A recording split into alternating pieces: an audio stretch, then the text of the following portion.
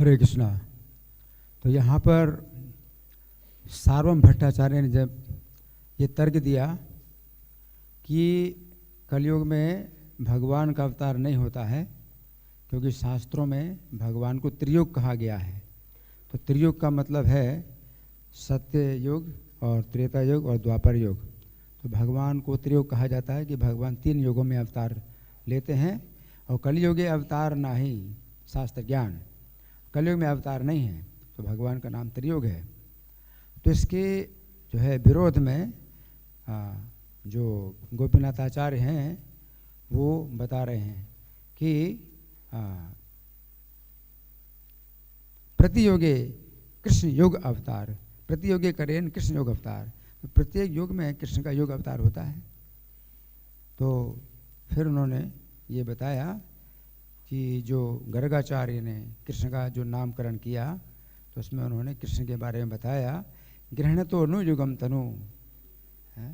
तो सार्वभौम भट्टाचार्य जानते हैं कि कृष्ण तो साक्षात भगवान हैं, और उन्हीं कृष्ण के बारे में जब गर्गाचार्य कहते हैं कि ये जो है प्रत्येक युग में जो है शरीर धारण करता है, शुक्लो रक्त स्थापित इदानीम कृष्णताम गतः। तो शुक्ल वर्ण जो है इसका सतयुग में होता है, रक्त वर्ण इसका त्रेतायुग में होता है, और पीत वर्ण कलयुग में होता है, और ये द्वापर युग है तो इस युग में जो है कृष्ण वर्ण का हुआ है।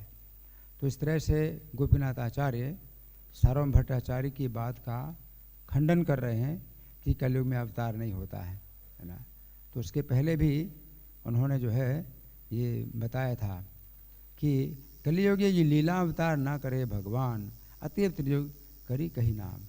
कि आप त्रियुग जो कह रहे हैं भगवान को, कि शास्त्रों में त्रियुग कहा गया है, तो त्रियुग इसलिए कहा गया है कि भगवान 3 युगों में तो लीला अवतार लीला करते हैं, लीला अवतार धारण करते हैं। कलयुग में भगवान लीला अवतार धारण नहीं करते हैं। तो प्रभुपाद ये समझा रहे हैं कि लीला जो अद्भुत लीलाएं हैं भगवान की, जो कि अति मनुष्य के जो है सोच से बाहर है, तो ऐसे भगवान जो है जो कार्य करते हैं, जैसे बड़ा है अवतार भगवान ने लिया, तो उसमें पृथ्वी को जो है गर्भ समुद्र से ऊपर निकाला, कूर्म अवतार धारण किया। तो समुद्र मंथन के समय मंदर पर्वत को अपनी पीठ में धारण किया। नरसिंह भगवान ने जो है जो अवतार धारण किया, तो हिरण्यकशिपु का जो है शरीर है अपने नाखूनों से चीर डाला। तो इस तरह से जो है भगवान अवतार धारण करते हैं। लेकिन कलयुग में भगवान का लीला अवतार नहीं होता है, लेकिन युग अवतार तो होता है। और युग अवतार तो प्रत्येक युग में भगवान जो है युग धर्म की स्थापना करते हैं, तो युग अवतार होता है। तो प्रति युगे करेन कृष्ण युग अवतार। तो कहते हैं प्रत्येक युग में भगवान जो है युग अवतार धारण करते हैं, और जो है पीत अवतार भगवान का पहले हो चुका है। तो गर्गाचार्य इस तरह से बोल रहे हैं कि शुक्ल अवतार भगवान का सतयुग में हुआ, और रक्त अवतार भगवान का त्रेता में हुआ, और पीत अवतार भगवान का जो है कलयुग में हो चुका। इदानीम कृष्णधाम, ये द्वापर युग चल रहा है, तो कृष्ण वर्ण के कृष्ण वर्ण में भगवान का अवतार हुआ है, कृष्ण अवतार हुआ है, लेकिन पीत अवतार पहले हो चुका है। तो प्रभुपाद यहाँ बता रहे हैं कि पिछले कलयुग में भगवान ने अवतार लिया था। तो पीत वर्ण का जो अवतार है भगवान का, ये चैतन्य महाप्रभु के रूप में अवतार होता है। तो ये प्रत्येक कल्प में एक बार होता है।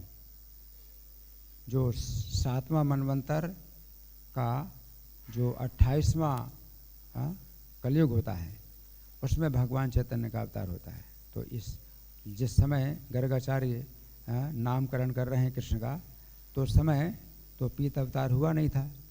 तो यहाँ पर गर्गाचार्य क्यों कह रहे हैं कि पीत अवतार हो चुका है?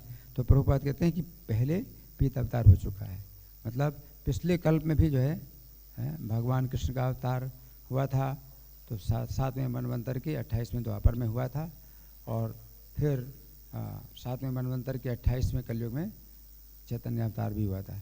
तो चैतन्य महाप्रभु का अवतार भी जो है कृष्ण अवतार के बाद होता है। तो जिस द्वापर में कृष्ण का अवतार होता है, उसके अगले कलयुग में चैतन्य महाप्रभु का अवतार होता है। तो गर्गाचार्य का ये कहना है कि चैतन्य महाप्रभु जो है यानी पीत वर्ण का अवतार। तो ये पीत वर्ण के चैतन्य महाप्रभु पीत वर्ण के हैं ही, तो ये तो जो है सब लोग देखते ही हैं कि चैतन्य महाप्रभु पीत वर्ण के हैं। तो गोपीनाथ आचार्य जो है इनको ये निश्चित कर रहे हैं कि ये जो है अवतार है भगवान का, जो कि कलयुग में पीत वर्ण में हुआ है ना। तो इसमें जो है प्रभुपाद जो है मुझे तात्पर्य में बता रहे हैं कि ये सारे वैदिक महाभागवतों का निर्णय है कि चैतन्य महाप्रभु के रूप में भगवान का अवतार हुआ है। तो उस समय भी जो है इस श्लोक की व्याख्या गोपीनाथ आचार्य इस प्रकार से कर रहे हैं। लेकिन इसके पहले जितने आचार्य हुए हैं श्रीमद् भागवत के इस श्लोक में, उन्होंने चैतन्य महाप्रभु के अवतार की बात नहीं करी कि पीत अवतार जो है ये चैतन्य महाप्रभु का पहले भी हुआ। तो इसका कारण यही है कि चैतन्य महाप्रभु नहीं चाहते हैं कि उनके अवतार के पहले जो है इस प्रकार की भविष्यवाणी की जाए और सामान्य लोगों को बताया जाए। चैतन्य महाप्रभु चाहते हैं कि उनका जो है जब अवतार काल जब समाप्त हो जाए उसके बाद फिर जो है उनकी महिमा है वो जो है फैले। तो चैतन्य महाप्रभु अपने अवतार काल में भी जो है नहीं चाहते कि उनकी इस प्रकार की महिमा फैलाई जाए।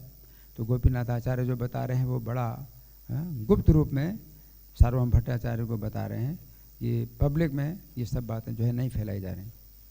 तो पब्लिक में चैतन्य महाप्रभु नहीं चाहते पब्लिक में जो है उनका जो अवतार है वो जो है फैलाया जाए।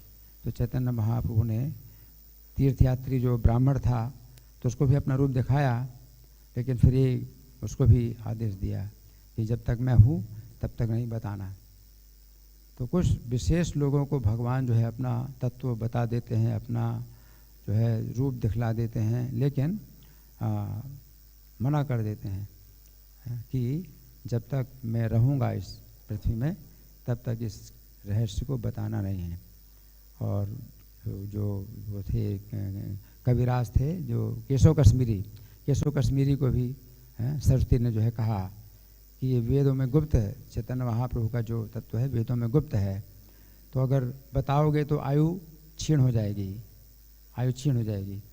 तो भगवान चैतन्य जब अपने को गुप्त रखना चाहते हैं तो उस समय के लिए जो है मतलब बिल्कुल नहीं बताना चाहिए।